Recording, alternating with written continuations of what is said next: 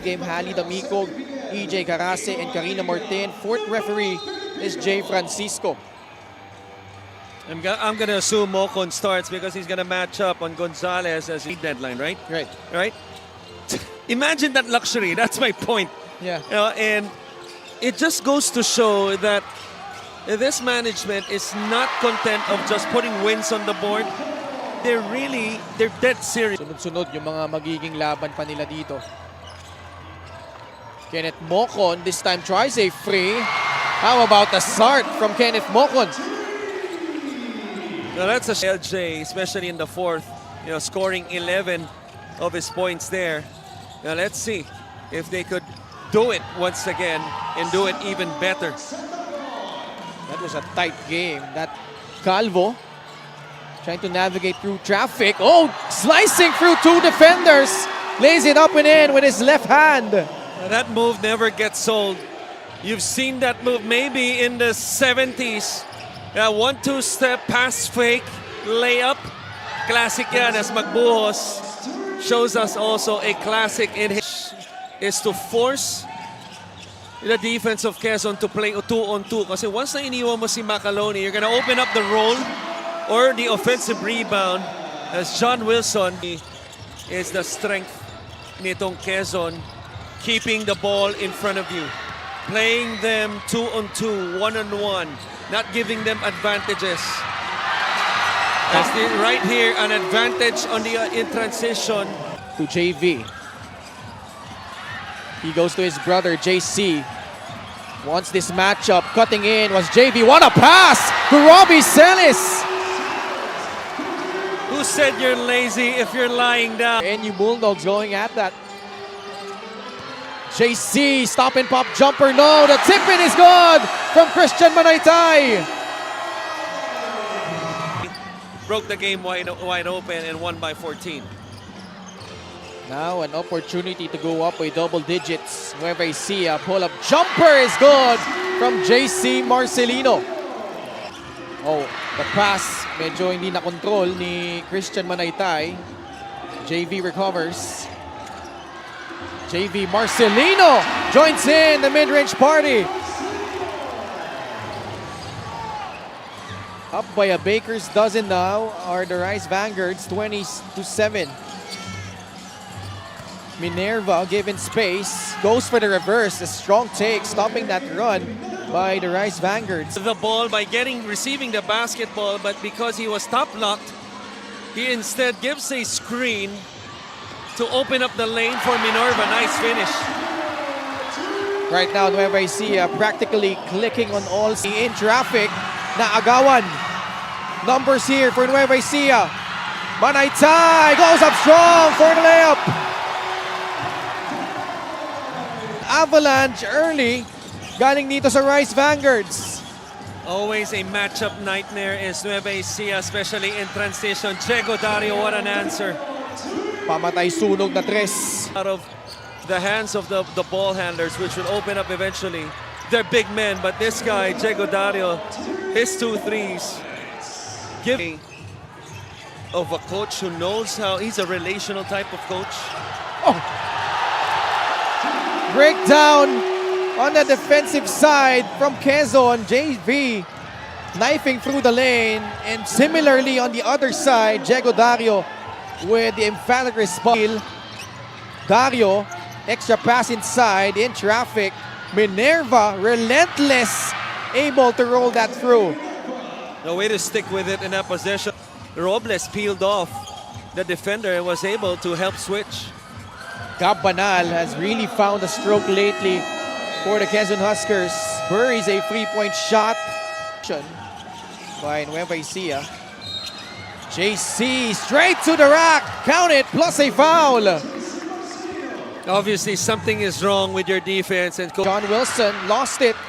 Fuentes in transition against Ken Mocon. Off the glass and in. Great show of composure from Judel Fuentes. How about the strength? Ken Mocon with a steal. Ang mabigat doon, parehas pang kalbo.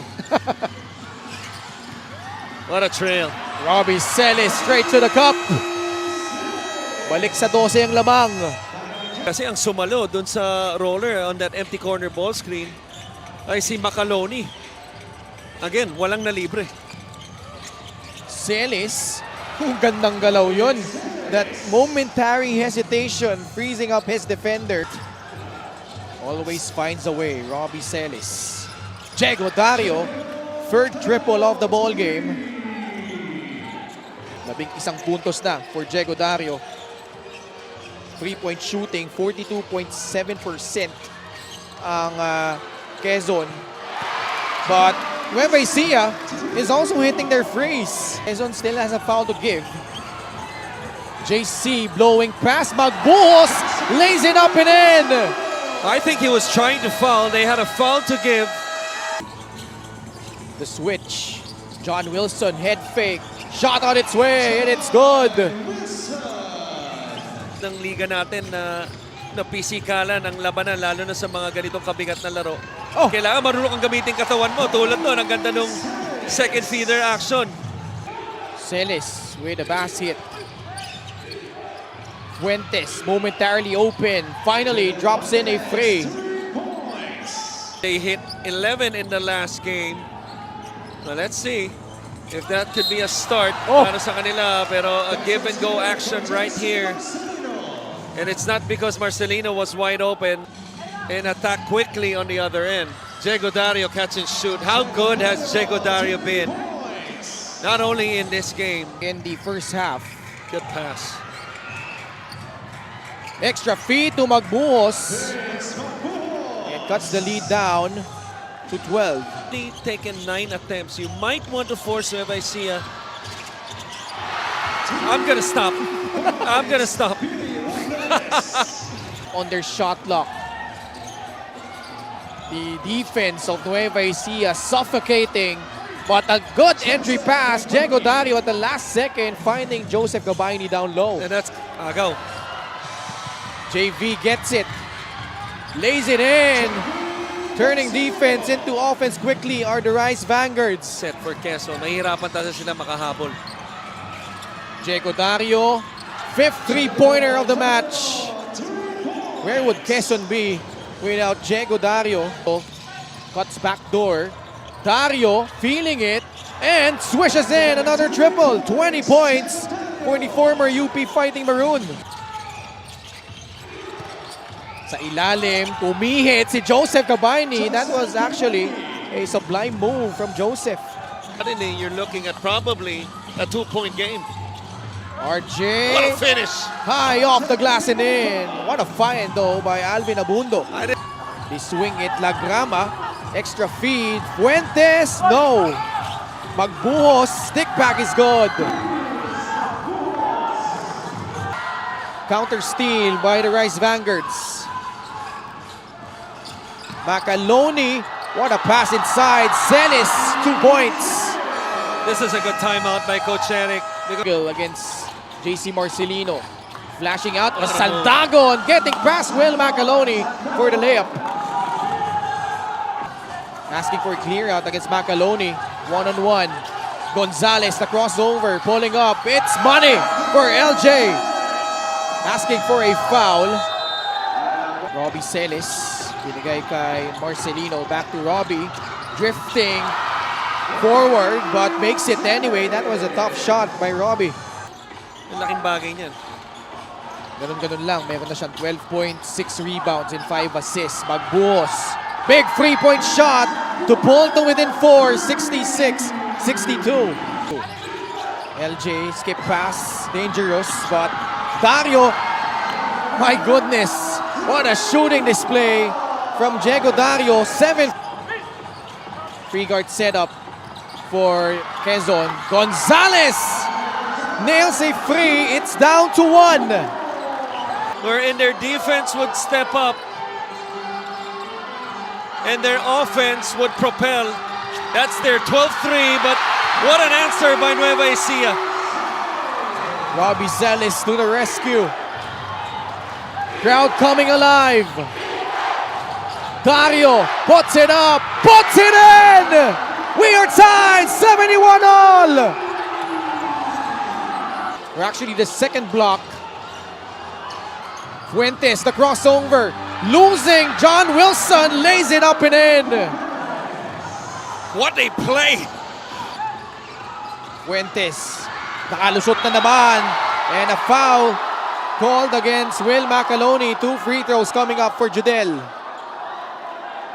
Percent free throw shooter. Calmly sinks the first coming into this game. I'm gonna assume that's best in the league. I don't think anyone right now is shooting 95. And Quezon is off to the other side. Nueva Ecija has to remember they have a foul to give. Celis. Great pass by John Wilson off the curl. And Celis will shoot 2 free throws. Second free throw for Robbie Celis. Gets it in, 76-75. You know, coach's term usually calls it double gap, but this one, Judel Fuentes open. No! Celis with a big-time rebound and gets fouled. That was a good look, though, by Judel Fuentes. Can't ask for a better look.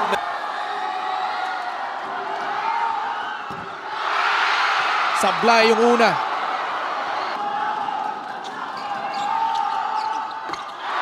Pasok yung pangalawa. 2-point ball game. Gonzalez. Screen by Sandagon. Gonzalez. Kick out to Dario. 8 seconds remaining. Dario for free for the lead! 6.4 seconds remaining. Nueva Ecija. Marcelino. Mock-on for free. No! What a stunner here in Palayan City! Fighting back from 18 points down. Their first taste of the lead. And boy, Diego Dario, his 9th three-point shot. And as you mentioned, the first time to take the lead, the sweetest one. But to me, this is really a defensive down. What's the saying? Hand down, man down. You see, to me, this is a late contest by Will Macaloni. The way Diego Dario. 78-77. And this is just a fitting end. I mean, the way